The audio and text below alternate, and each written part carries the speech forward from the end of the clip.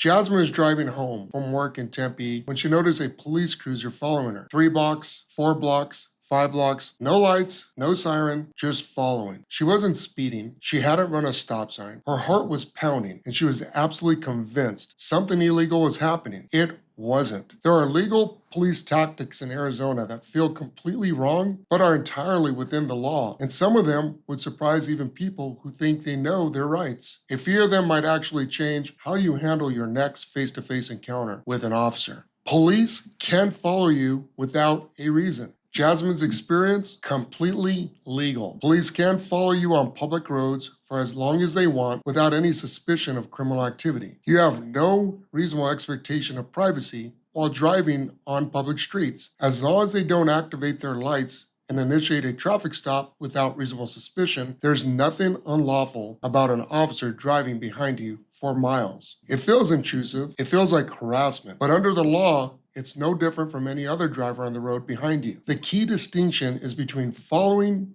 and detaining. Following you is pure observation. Pulling you over is a seizure under the Fourth Amendment. Only the seizure requires legal justification. So if it happens to you, stay calm, drive normally, and don't give them any objective reason to convert that observation into a traffic stop. Police can lie to you during an investigation. This one shocks people more than almost anything else. Police officers in Arizona can legally lie to you during an interrogation or investigation. They can tell your friend already confessed when they didn't. They can say they found your fingerprints at the scene when they haven't. They can claim they have a video evidence when there's none. The Supreme Court approved this tactic in Frazier v. Cupp back in 1969, and Arizona courts have upheld it consistently ever since. It applies in every kind of criminal investigation, from DUI cases to federal drug conspiracies. We go much deeper on how police deception works, why it's so effective, and the exact words that shut it down in another video, because the topic deserves its own conversation. But the core rule is simple. They can lie to you,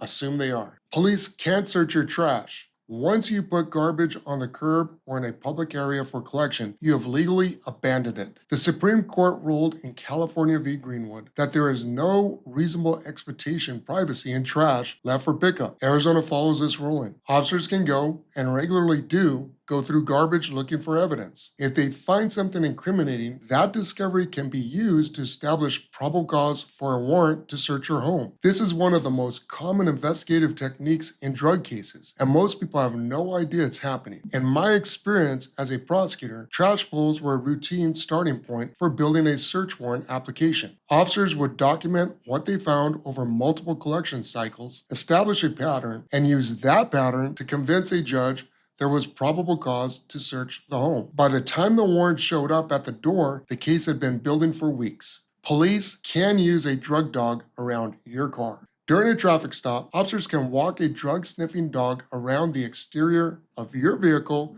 without needing any suspicion of drug activity, as long as the dog sniff does not unreasonably extend the duration of the stop. This comes from the Supreme Court's decision in Illinois v. Cabayas. If dogs alert on your vehicle, that alert creates probable cause to search it. You don't get to challenge the dog's reliability on the side of the road. That challenge happens later in court with your attorney. What you should know is that the key legal issue is timing. If the officer had already finished writing your ticket and the purpose of the stop is complete, holding you there while waiting for a canine unit to arrive may violate your Fourth Amendment rights under Rodriguez versus United States. The dog walk has to happen within the natural time frame of the stop. We talk about what happens during traffic stops, including how that timeline works in another video on this channel. If any of these have happened to you, tell me which one in the comments. I bet the trash one surprises the most people. Police can't pull you over for any traffic violation, even if it's not the real reason.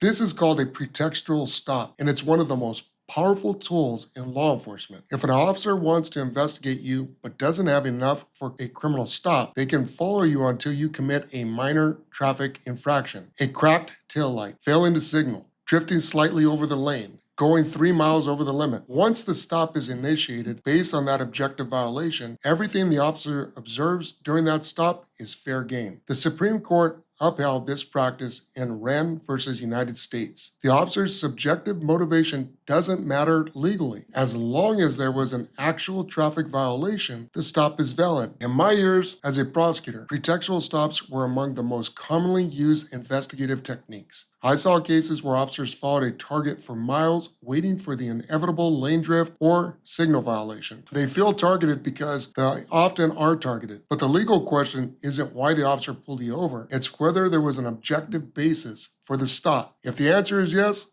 the stop holds up. Police can knock on your door and ask to come in. Police can walk up to the front of your door, knock, and ask if they can come inside. This is called a knock and talk, and it's legal. They're doing exactly what the door-to-door salesperson or neighbor can do, approaching a home and knocking. The legal protection kicks in at the threshold. They can knock, but they cannot enter without your consent, a warrant, or exigent circumstances. We covered exactly what to say and what not to say when police show up at your door in another video. The short version: you don't have to answer the door, and if you do, you don't have to let them in. The biggest mistake people make during a knock and talk is opening the door wide and giving officers a clear view of the interior. Anything in plain view from the open doorway can become the basis for further action. If you choose to interact, step outside and close the door behind you. Police can ask you anything. Officers can ask you any question they want. Where are you going? Where are you coming from? Have you been drinking? Is there anything illegal in your car? Do you know why I pulled you over? All those questions are perfectly legal to ask. The part most people don't realize is that you are not legally required to answer any of them beyond basic information. In Arizona, you must provide your name if an officer has reasonable suspicion to detain you. Beyond that, you can politely decline. I prefer not to answer questions without an attorney. That single sentence is your default response to any investigative question. They can ask anything they want, but you control what you give them, and the answer should almost always be nothing. Your rights don't disappear just because something feels wrong, but knowing the difference between illegal conduct and uncomfortable but legal conduct is how to avoid making mistakes in the moment. The worst decision people make during police encounters come from panic, not from bad intentions. When you know what officers are allowed to do, you stop reacting emotionally and start protecting yourself strategically. And remember, just because something is legal doesn't mean you have to cooperate with it. They can ask, but you don't have to answer. They can request access, but you don't have to consent. The law gives officers certain tools. Your job is to understand those tools and respond in the way that protects your rights without escalating the situation. Every tactic on this list has a counter, and the counter is always the same. Stay calm, say as little as possible, and let your attorney deal with the legal argument later. If you want to know what happens when police encounter escalates into an actual arrest, the full step-by-step process is in this video right here. And if you think an officer has actually crossed the line during an encounter, our contact information is in the description.